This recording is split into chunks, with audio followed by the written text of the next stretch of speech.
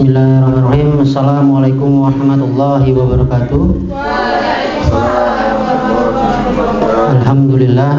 Alhamdulillahillazi hadani laza wa ma kunna litahtadiya laula an hadanallah. Asyhadu an la ilaha illallah wahdahu la syarikalah wa asyhadu anna Muhammadan abduhu wa rasuluh la nabiyya ba'da.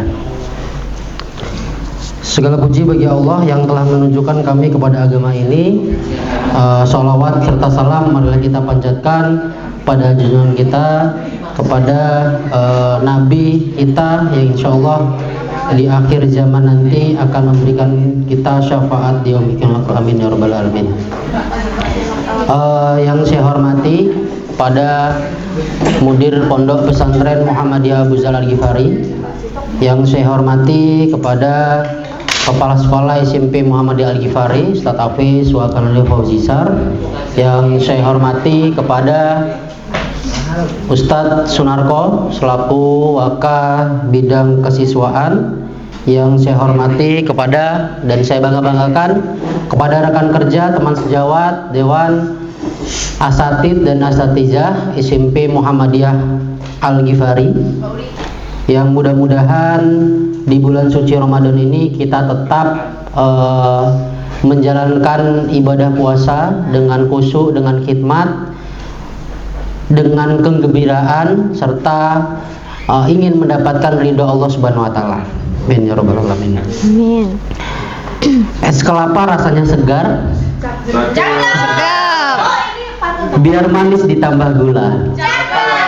Bulan puasa nggak boleh mager. Ayo semangat cari pahala. Masya Allah. Ya, biar mencairkan suasana sebelum kita membahas atau mengkaji ilmu yang akan kita dapatkan dari Ustazah Anindita, anaknya, ibunya. Yang akan kita dapatkan dari Ustazah Eni Ramawati, yang kebetulan beliau ini kita datangkan salah satu kader terbaik Nahdlatul Aisyah. Nasihatul Aisyah. Nasihatul Aisyah ya saya. Beliau adalah ketua NA PCNA Batanghari ya, yang insya Allah hari ini akan memberikan kita salah satu materi, yaitu tentang pengaruh bahasa asing terhadap kemajuan Islam. Ya, sangat penting bagi kita pendidik itu menguasai berbagai macam bahasa. Ya, jadi selaku pendidik yang itu notabene di pendidikan agama, ya artinya kita hidup di lingkungan pondok, kita juga harus bisa sedikit-sedikit mampu untuk mengimbangi atau mampu untuk membuat pembelajaran kita menarik dengan berbagai macam bahasa. Kalau misalkan mukadimahnya bisa pakai bahasa Arab atau bisa pakai bahasa Inggris. Karena apa? Karena santri-santri kita di Pondok Pesantren Muhammadiyah Abu Zal Al-Ghifari ini itu mereka mampu untuk berbahasa Arab, gitu ya. Jadi bahasa Arab juga ini adalah bahasa Al-Quran. Jadi ketika kita mampu untuk memahami bahasa Al-Quran yang artinya bahasa Arab, kita bisa mempelajari dengan mudah. Kenapa? Karena penting sekali bahwasanya mengetahui berbagai macam bahasa. Karena zaman dahulu pun ya, ketika para pemimpin bangsa Arab itu bisa berbagai macam bahasa, dari mulai bahasa asing, bahasa Arab, bahasa Yunani dan lain sebagainya. Karena itu kita mungkin nanti akan diberikan kajian tentang pengaruh bahasa asing ini terhadap kemajuan Islam. Karena pada dasarnya Ada pepatah Arab mengatakan, barang siapa yang mempelajari bahasa suatu kaum, maka ia akan terbebas dari tipu daya kaum tersebut. Maksudnya apa? Ketika kita mau berdakwah, ya, ketika kita mau berdakwah di negara tertentu, kalau kata Ustadz Adi Hidayat itu, ketika dia berdakwah di Jepang, dia harus mempelajari bahasa Jepang juga. Ketika dia mau berdakwah di Spanyol, dia harus mempelajari bahasa Spanyol juga. Karena apa? Karena biar kena dakwahnya. Nah, itulah pentingnya kita belajar bahasa asing untuk kemajuan dakwah Islam itu sendiri. Mungkin tidak berlama-lama karena ada komentar di YouTube itu, ini moderator kenapa kajian juga gitu kan. Mungkin langsung saja kepada Ustazah Eni Rahmawati dipersilahkan. Baik, Assalamualaikum warahmatullahi wabarakatuh. Waalaikumsalam warahmatullahi wabarakatuh. Alhamdulillahi nasta'inu wa nastaghfiruh wa na'udzu billahi min syururi anfusina wa min sayyiati a'malina. Man yahdihillahu fala mudhillalah wa man yudlil fala hadiyalah. Asyhadu an la ilaha illallah wahdahu la syarikalah wa asyhadu anna Muhammadan abduhu wa rasuluh la nabiyya wa la rasulahu ba'dah. Yang saya hormati Kepala SMP Muhammadiyah Al-Ghifari Bapak Hafiz Wakanila Fauzizar SPD. Yang saya hormati Wakakurikulum Ustadz Ramadona SPD. Yang saya hormati Wakakesiswaan Ustadz Sunarko Ribudiani MPD. Yang saya hormati Kaur beserta KA SMP Muhammadiyah Al-Ghifari Batanghari. Yang saya hormati Ustadz-Ustazah SMP Muhammadiyah Al-Ghifari yang insya Allah dirahmati oleh Allah Subhanahu wa Ta'ala. Amin. Ustadz-Ustazah, seperti yang disampaikan oleh Ustadz Sunarko tadi, bukan ya, Ustadz Ramadona, kembali. Soalnya Ustadz Sunarko dari tadi menatap saya, gitu kan. Baik, seperti yang disampaikan Ustadz Ramadona tadi, bahwasanya saya akan menyampaikan materi terkait dengan pengaruh bahasa asing terhadap kemajuan Islam. Tadi sudah banyak dijelaskan oleh Ustadz Romdon ya terkait pengaruh bahasa asing. Materinya sebenarnya cuma itu. Mungkin langsung pertanyaan saja ya. Baik. Baik Ustadz, terima kasih. Ustadz, Ustazah, Ibu Bapak Wali Santri yang hari ini mengikuti live ya, pengaruh bahasa asing terhadap kemajuan Islam. Sudah kita ketahui bersama, bahasa setiap negara itu berbeda-beda ya. Ras, suku, bangsa itu mempunyai bahasa yang berbeda-beda. Nah, yang harus ditanyakan adalah pertanyaan yang pertama, bahasa asing tersebut digunakan untuk apa? Kemudian pertanyaan yang kedua, pengaruh bahasa asing tersebut terhadap kemajuan Islam itu apa? Itu pertanyaan yang akan kita diskusikan hari ini. Ya Ustadz Ustazah, yakni pentingnya mempelajari bahasa asing. Yang pertama bahasa merupakan tanda-tanda kekuasaan Allah Subhanahu wa Ta'ala. Itu dijelaskan dalam surat Ar-Rum ayat 22. A'udzu billahi minasyaitonirrajim. Wa min ayatihi khalqus samawati wal ardi wa ikhtilafu alsinatikum wal innatikum wa alwanikum inna fi dzalika laayatil lil alamin.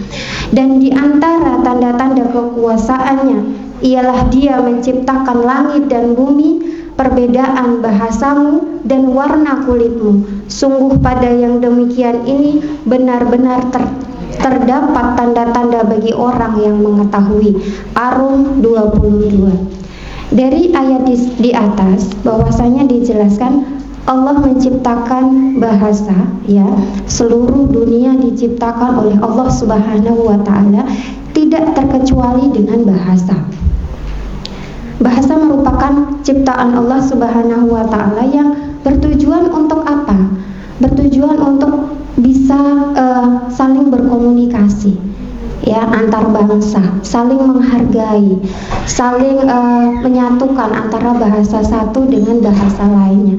Kalau seandainya kita pergi ke Jerman atau kita pergi ke Amerika, sedangkan kita tidak tahu bahasa mereka, ya, kita tidak mengerti bahasa Arab ketika kita berada di tanah suci, kita hanya diem saja, kesasar iya, ya.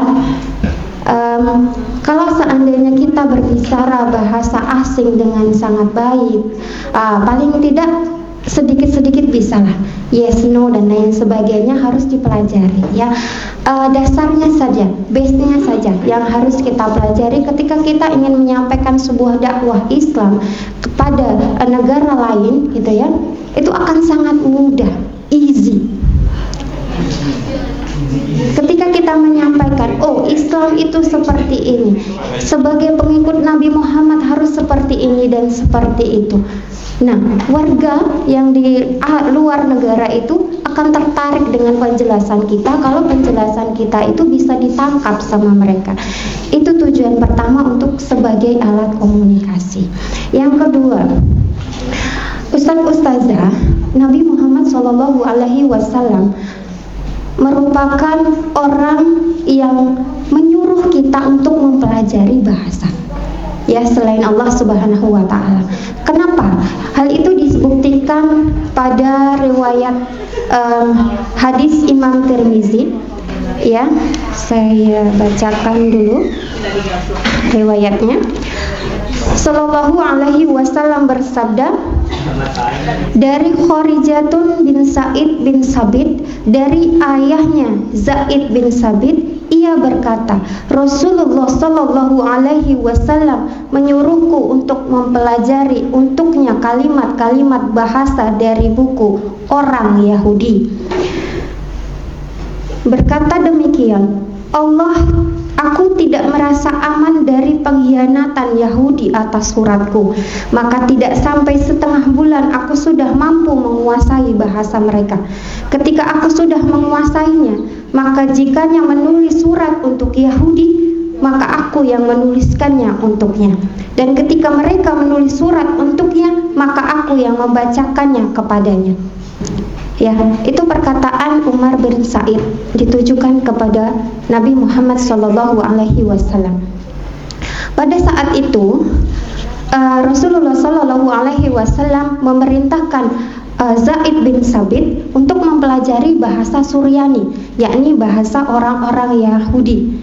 Ya, itu bukan bahasa kita, bukan bahasa orang Islam, bukan bahasa Arab. Kenapa harus mempelajari bahasa asing? Karena pada saat itu terjadi konflik antara umat Muhammad dengan umat Yahudi.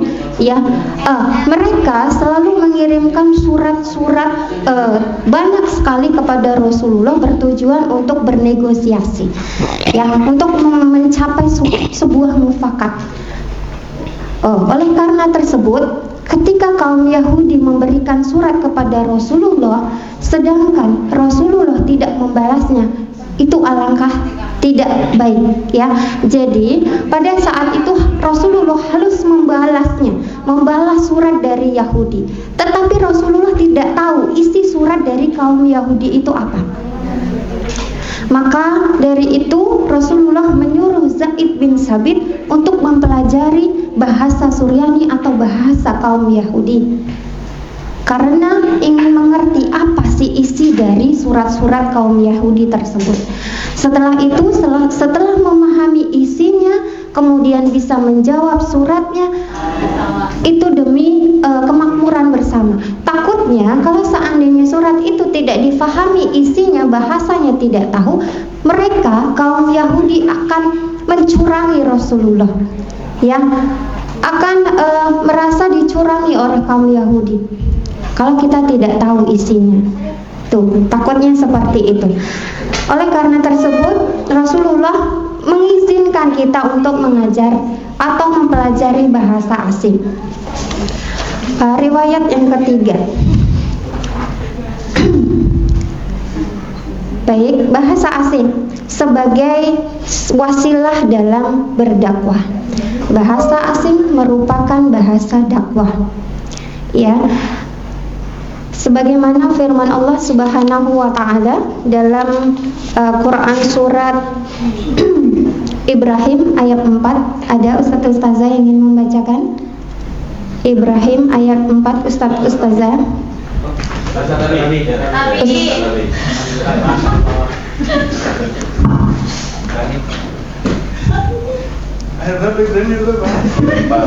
Ibrahim ayat 4. Ibrahim ayat 4.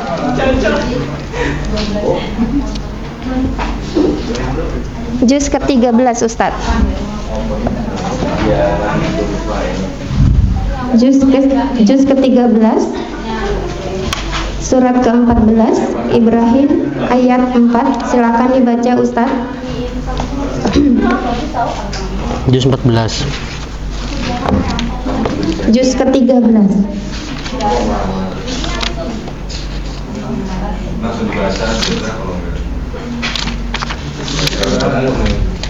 Enggak ketemu. Baik. A'udzu billahi minasyaitonir rajim. Wa ma arsalna fir rasuli illa bilisani qaumihi liyubayyana lahum fayudillullahu may yasha'u wa mahdi may yasha'u wa huwal azizul hakim. Ya, yang artinya adalah kami tidak mengutus seorang rasul pun melainkan dengan bahasa kaumnya, supaya ia dapat memberi penjelasan dengan terang kepada mereka. Maka Allah menyesatkan siapa yang Dia kehendaki dan memberi petunjuk kepada siapa yang Dia kehendaki. Dan Dialah Tuhan yang Maha Kuasa lagi Maha Bijaksana. Quran surat Ibrahim ayat 4. Ustaz-ustazah rahimakumullah. Jadi dapat disimpulkan bahwasannya memahami bahasa asing itu selain menambah ilmu pengetahuan kita, itu juga bermanfaat atau menguntungkan bagi umat Islam. Ya, lebih mudah menyampaikan dakwah Islam, kita juga bisa memahami dan menyebarkan bahasa dengan baik, ya, membangun jejaring sosial, kemudian bisnis, politik, ekonomi, dan bisa juga memahami teknologi, ya, di era globalisasi sekarang ini. Semuanya teknologi menggunakan bahasa Inggris, right? Ya, jarang sekali menggunakan bahasa Indonesia. Kalau seandainya kita tidak paham akan bahasa Inggris, laptopmu nutup. Dia tidak akan terbuka karena kita tidak bisa menggunakan laptop tersebut. Benar tidak? Mending dikasihin saya laptopnya. Baik, seperti itu Ustaz-ustazah. Selain hal tersebut, bahasa asing di sini disampaikan bahwasannya ada beberapa golongan yang menyampaikan bahasa asing itu diharamkan untuk dipelajari. Ada beberapa golongan yang menyampaikan hal tersebut. Kenapa? Karena bahasa asing tersebut itu adalah bahasa kaum penjajah, bahasa musuh-musuh Islam, bahasa orang-orang kafir, gitu ya. Jadi haram untuk dipelajari. Menurut Rasulullah SAW tadi yang di atas saya jelaskan, dan menurut firman Allah Subhanahu wa taala bahkan diwajibkan untuk dipelajari. Nah, kaum ini beranggapan tersebut kemungkinan karena bahasa asing itu identik dengan bahasa kaum barat.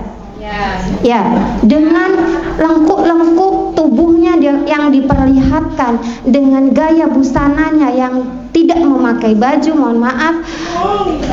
Kemudian dengan bahasa-bahasa yang kurang pas untuk disampaikan, bahasa kasar dan lain sebagainya, itu yang tidak boleh untuk dipelajari. Jika niatan kita mempelajari bahasa asing tersebut hanya untuk mengikuti tren barat, tren orang-orang barat tersebut dengan maksud yang salah, itu yang diharamkan. Ya, Ustaz-ustazah. Seperti kata Umar bin Khattab radhiyallahu anhu berkata, Janganlah kalian mempelajari rotana atau bercakap-cakap dengan bahasa ajam. Bahasa ajam itu seperti apa Ustadz Ustazah? Bahasa ajam itu bahasa yang kasar, bahasa yang menghardik suatu ras tertentu. Itu disebut bahasa ajam. Bahasa yang tidak patut untuk kita ucapkan.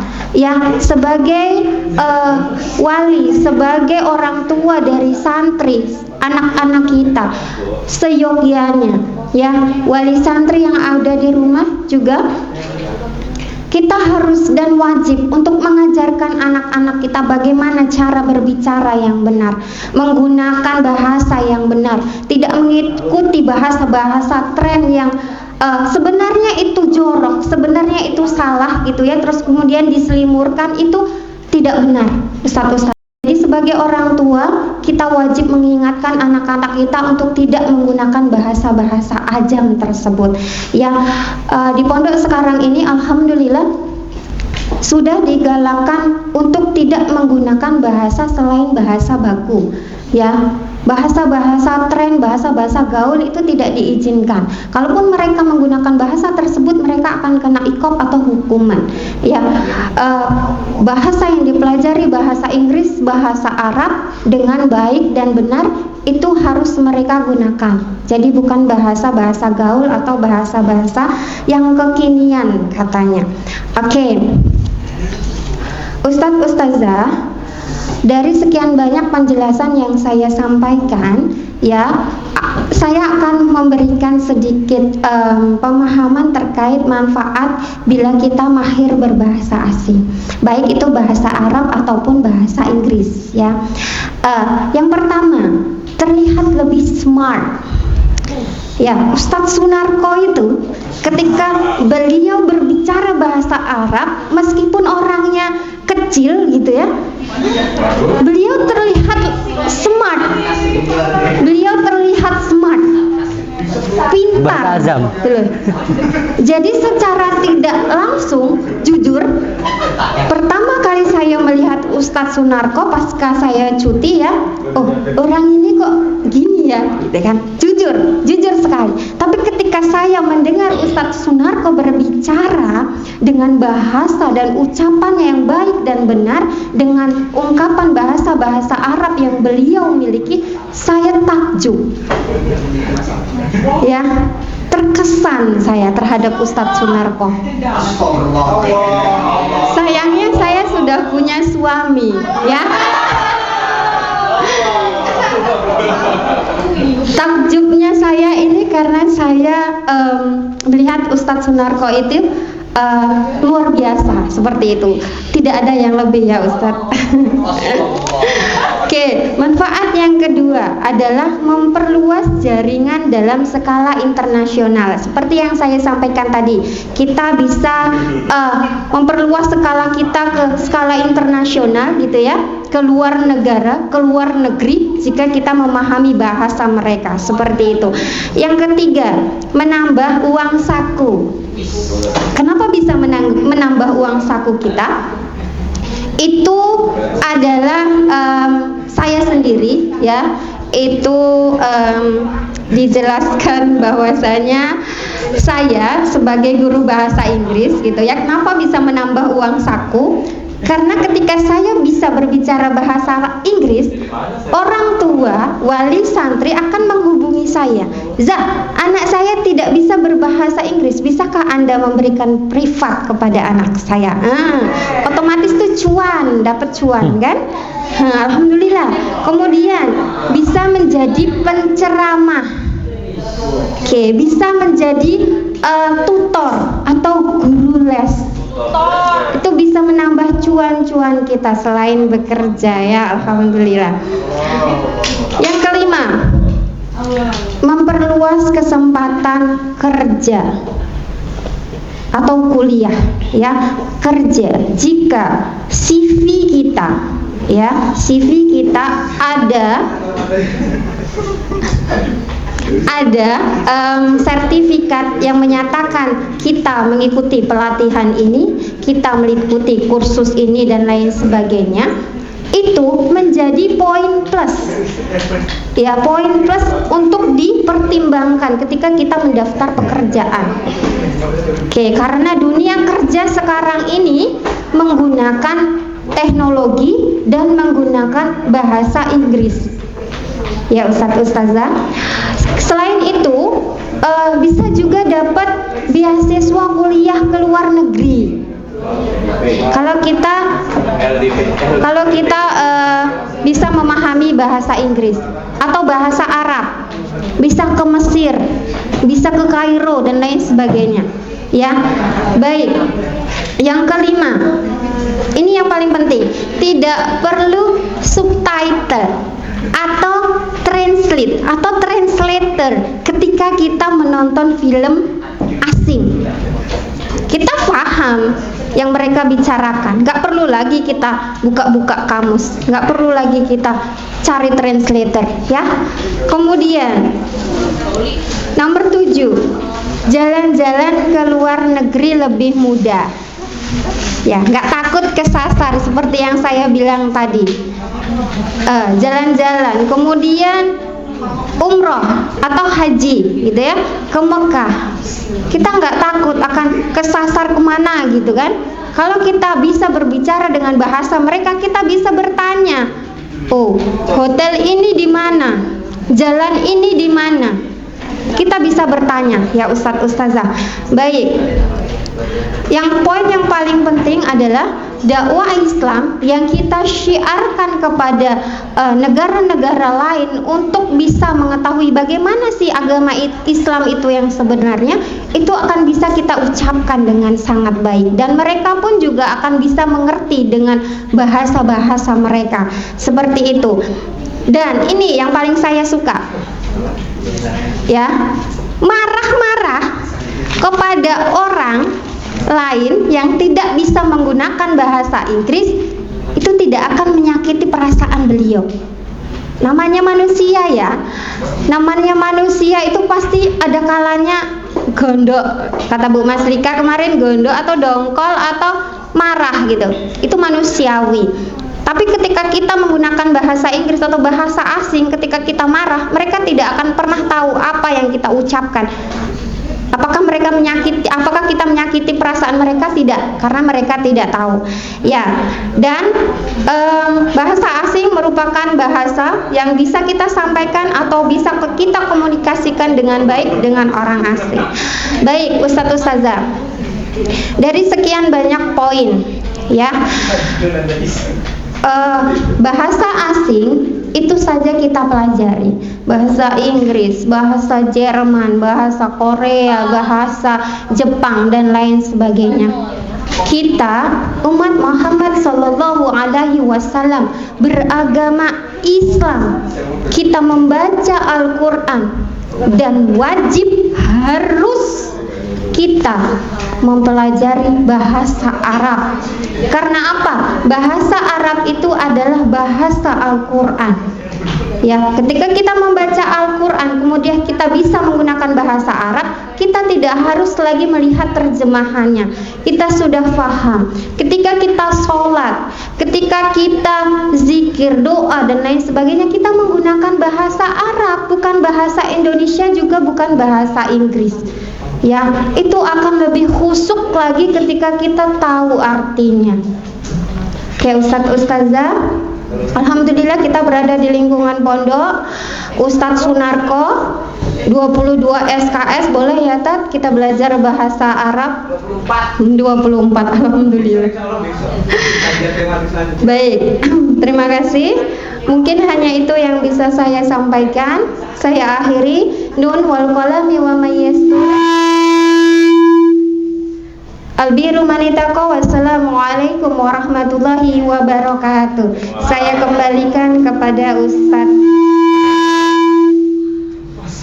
Storing dan silahkan. Nervousku hilang.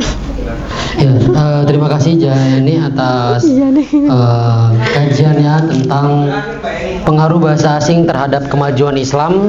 Sungguh sangat luar biasa. Beri aplaus dulu untuk Jani untuk materi hari ini.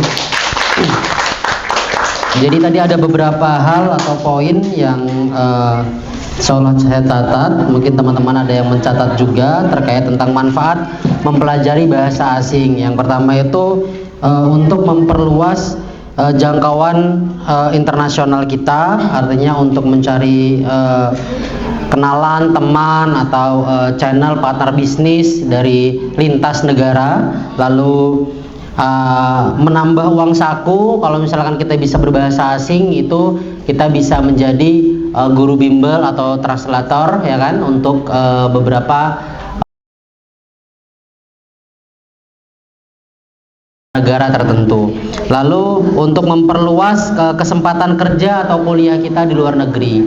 Nah, mungkin ada teman-teman di sini yang ingin melanjutkan studinya, ya, melanjutkan S3 atau S2 dan sebagainya, ke luar negeri, ke Arab, ke Mekah, ke Sudan, ya monggo saja ya. Nah, lalu kalau misalkan ada lagi manfaat, yaitu kalau misalkan jalan-jalan ke luar negeri atau mau umroh atau mau haji, itu sudah enak karena kita mempelajari bahasa asing. Atau kalau misalkan kita mau ke Inggris, ya kita bisa bahasa Inggris. Kalau misalkan kita mau umroh, ya kita bisa bahasa Arab dan lain sebagainya. Lalu tadi untuk mensyiarkan agama artinya berdakwah lintas negara. Nah, sebenarnya mempelajari bahasa asing pun tidak harus mempelajari bahasa asing artinya dari negara lain, tapi bisa juga mempelajari bahasa-bahasa daerah. Karena di Indonesia sendiri itu lebih dari 2000 sekian bahasa daerah yang hari ini itu sudah mulai ada beberapa bahasa-bahasa daerah yang mulai punah, ya kan. Termasuk provinsi kita juga, ini bahasa Lampung. Nah, bahasa Lampung ini harus kita kuasai juga gitu. Nah, karena apa? Karena ya kita tinggal di Lampung. Jadi jangan sampai ketika kita ke Jawa, ketika kita ke Sulawesi dan lain sebagainya, kita ditanya orang mana, orang Lampung, bisa bahasa Lampung? Enggak, saya orang Jawa. Itu kan berarti kita sudah menjajah provinsi kita sendiri, kan seperti itu. Mungkin dari teman-teman semua kelahiran di Lampung harus bisa bahasa Lampung juga. Karena sepertinya kurang sepakat kalau misalkan kita memperlakukan bahasa itu menjadi bahasa asing gitu kan, bahasa terasing kan, berarti artinya bahasa yang itu tidak bisa kita pelajari. Nah itu artinya kita pentingnya untuk mempelajari bahasa-bahasa, baik itu bahasa dari negara lain maupun bahasa daerah di Indonesia sendiri. Oke, mungkin itu kajian untuk hari ini. Tidak ada pertanyaan ya?